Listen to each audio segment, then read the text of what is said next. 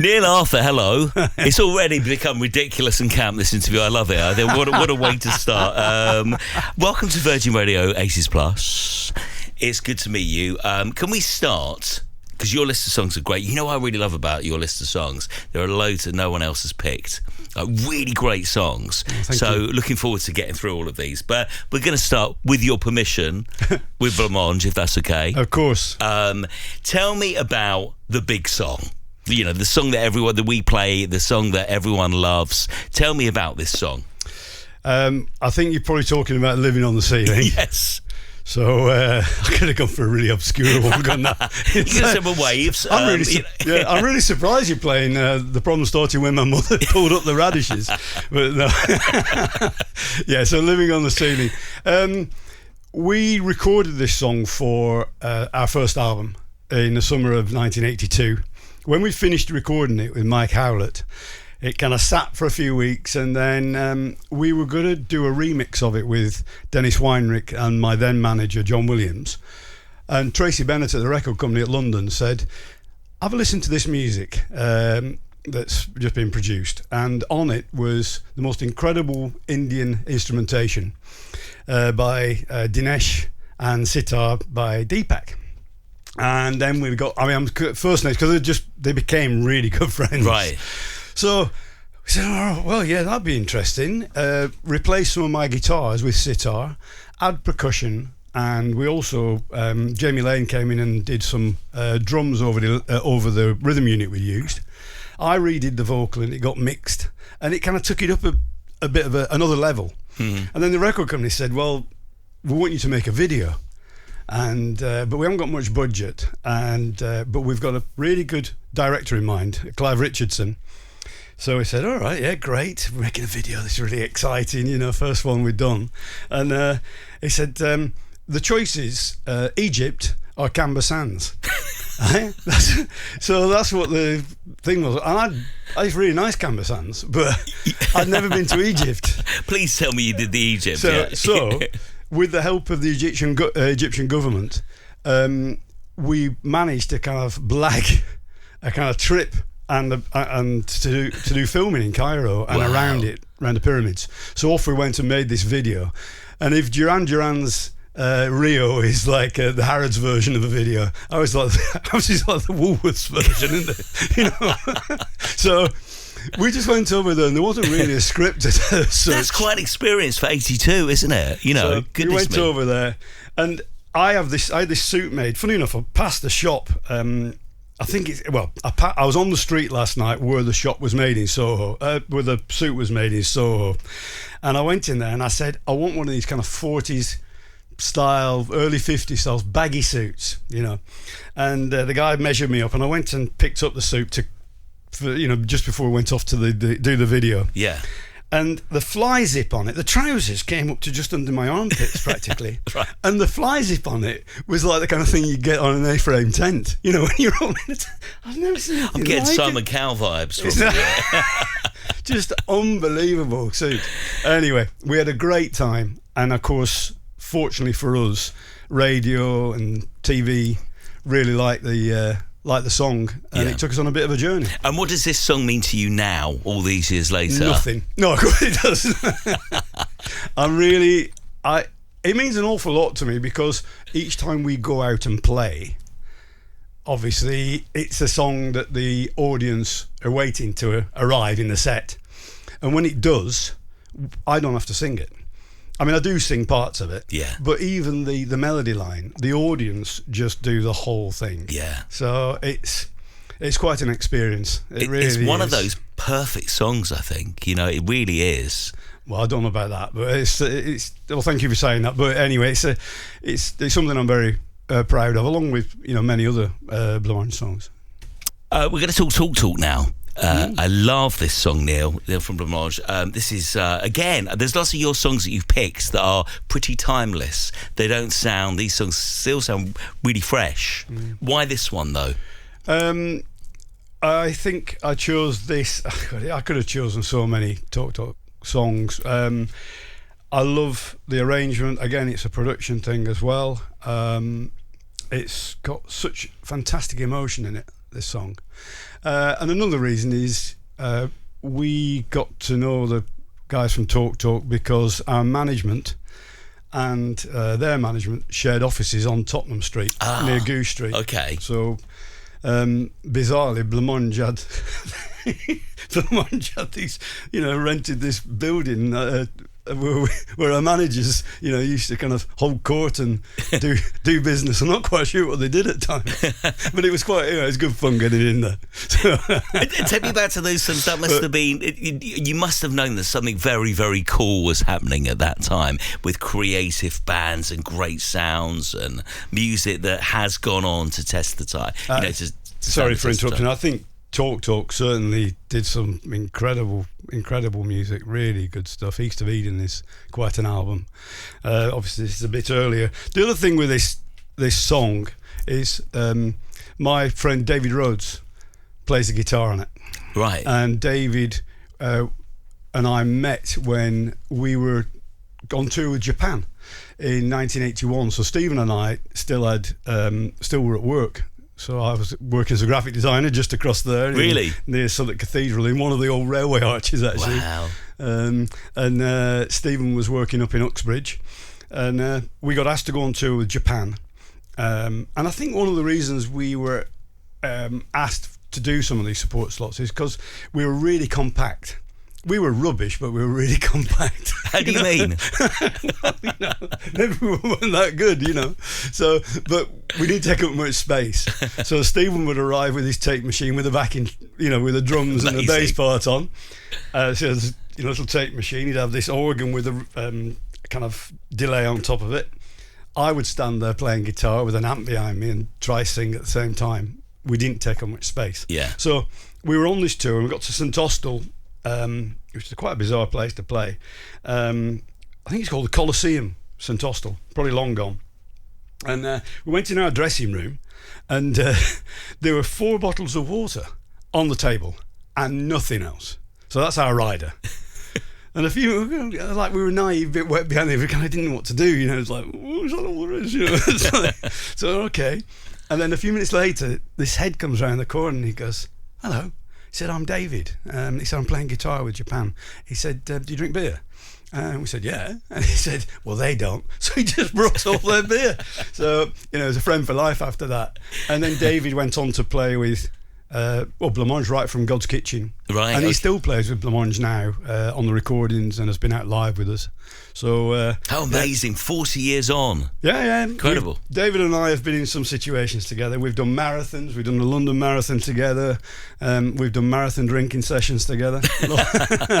But covered all bases. I think his guitar on this helps to make the song. Yes, it really is special, this track, doesn't it? And where does this track take you ahead when it starts? Because it's kind of pensive, it's melancholic, it's moody, but depending on the day, it can make you happy as well. I don't know. It's blimey, I don't know about that. I don't know. Today, God, I can't answer that, sorry. It's a tough one, isn't it? But great tracks mean a lot, don't they? Yeah. And bring out all the emotions. We're going to talk Grace Jones now.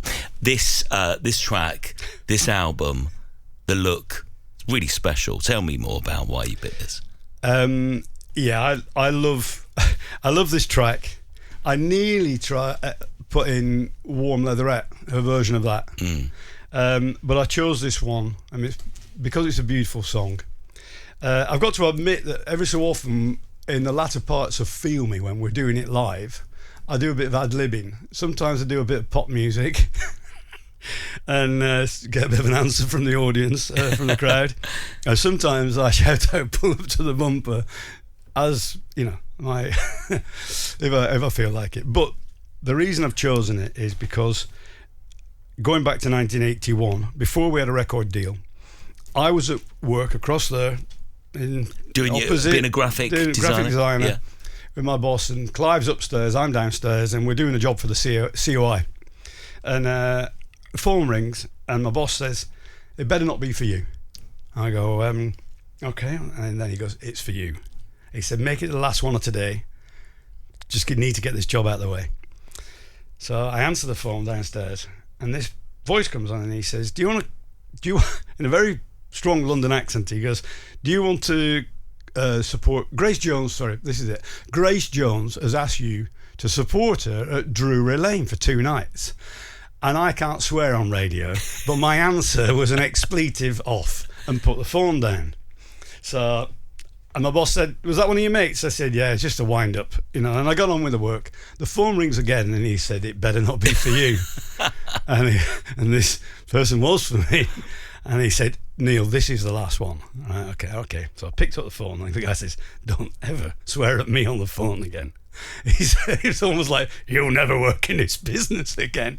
He said, "I'm serious. Grace Jones wants you to support her." And I won't it's quite a famous, well-known person who's talking to me, who I didn't know at that point. Okay. I won't tell you who it was. He said, "She wants you to support her at Drury Lane." Okay, so we got this gig out of the blue. Somebody had heard a track we put on the Some Bizarre album, Sad Day, and then got in touch with the publisher, Cherry Red, and heard a few more songs, and this is how it came about. So we turns up at Drury Lane. In fact, my girlfriend Helen had to go to pick up all our gear from this squat I was living in. And she came down dressed up to the nines in a great big 50s dress with all the petticoats underneath, and the roadies though wouldn't help her in with the gear, and we were still at work, so she had to take all the gear in for us. We turns up, all the gear's already in there. We went on, did a sound check, went on the stage, didn't change, did our gig, came off. My mate Joe Hagan mixed the sound. You don't want to hear it. And and then we watched Grace Jones give this most incredible performance. Something another world. Really? Another world. That's what I've heard about She her. was walking along the balustrade, the little banister in between the orchestra pit and the audience. Yeah. In massive high heels, like it was just the easiest thing. And then she'd climb halfway up the PA and back down and jump back on the stage. It was incredible. Sly and Robbie with a band, it was just the most incredible sound. And she'd made such an effort. And Stephen and I looked at each other and said, "We've got to make an effort tomorrow. We can't just come in our clothes from work, and go on stage." Yeah. So we both went home, and of course it was those days when you go to jumble sales and pick up clothes and stuff like that, or charity shops. And of course I'd been to a charity shop and I picked up a dead man's suit, and Stephen had done the same thing. So we both turns up in a dead man's suit the next day, and go on stage. And we had this kind of shield. It felt like for the first time there's something that kind of gave you a little bit more confidence. Presence. It was just helping. But it was both in these suits, still playing our very, very basic songs, and it went down better. We knew we could see that. And all right, okay, we've learned something. So it was down, and then after the gig, we watched Grace Jones again, and we went back to the dressing room, and then Grace Jones kind of asked us in her dressing room, and we all took turns sitting on her knee. With your dead man suits on. We got to sit on Grace Jones's knee. Wow. Helen sat on her knee as well. So, and then I think afterwards she went out to what's the club behind Heaven called? Was it Cha-Chas or Bangs or one of them? Bang, yeah. She went down there with us. Wow. What was she like? Come on, is she scary? Yeah. Terrifying. But, if she asks you to sit on your knee, sit on her knee. You do it. Yeah. Gladly. Okay.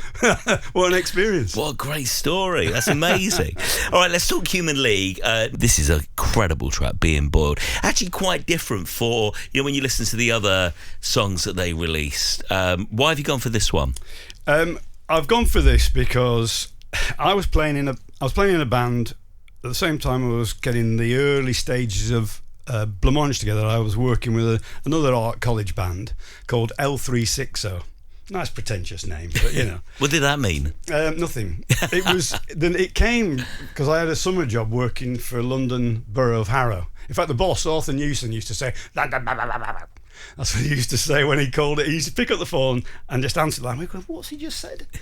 So I had a job working there, and I worked in the requisition store, and I had to, when stock came in, I'd put it away into, toilet rolls up there and God knows what down there.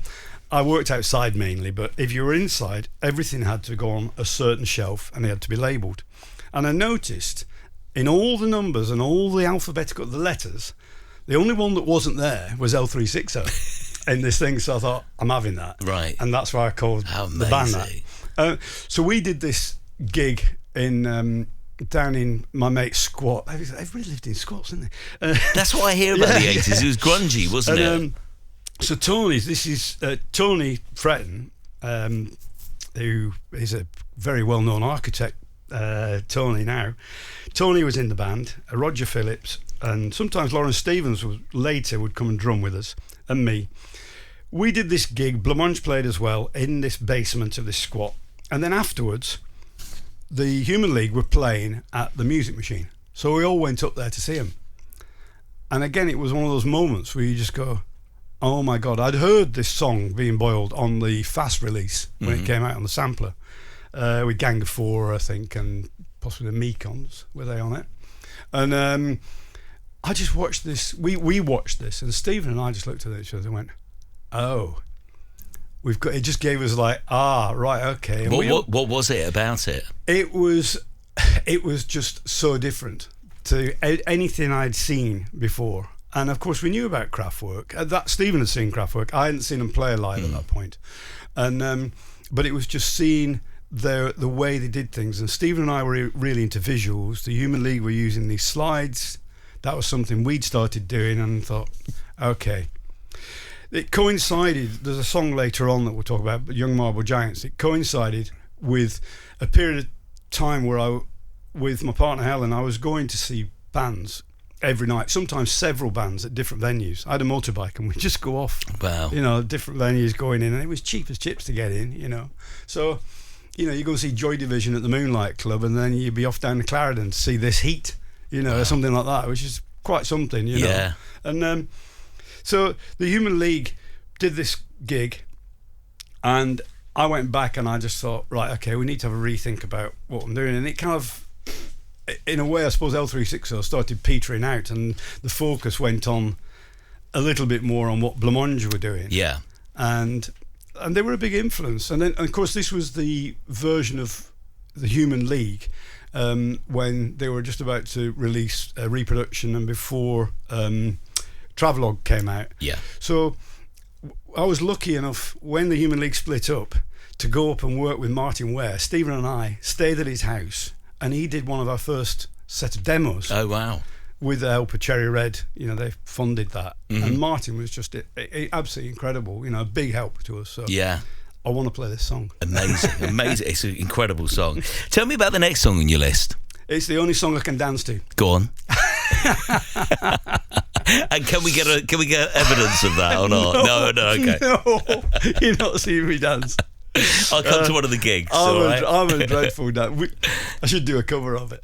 Come on. I love DAF, and I mentioned earlier about going to see lots of bands. Yes. At venues, and I saw DAF many times, and I can remember one particular time at the Clarendon down at Hammersmith, going to see them play, and I can't remember who else was on the bill, but it would likely be somebody like Cabaret Voltaire or DAF, or you might see DAF and Pere Ubu on the same venue, the same gig. It's just too much. And this was an interesting act. So I'm thinking a couple of things: homoerotic images, and almost like these kind of Nazi baiting lyrics as well. A clash of a lot of stuff going on. Yeah. Tell me, how did this go down at the time? How did it go down? How did they go down? The reaction when they played, it was, the audience went bloody bonkers. Other than that, it was, how did I react to it? As I said, when this one came on, I had to be tethered down because I'd start moving around. But I loved the lyrics to this. I just thought they were absolutely fantastic. They were so funny as well. Yeah.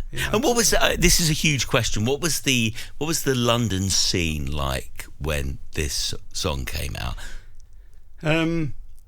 There are lots of places to see bands.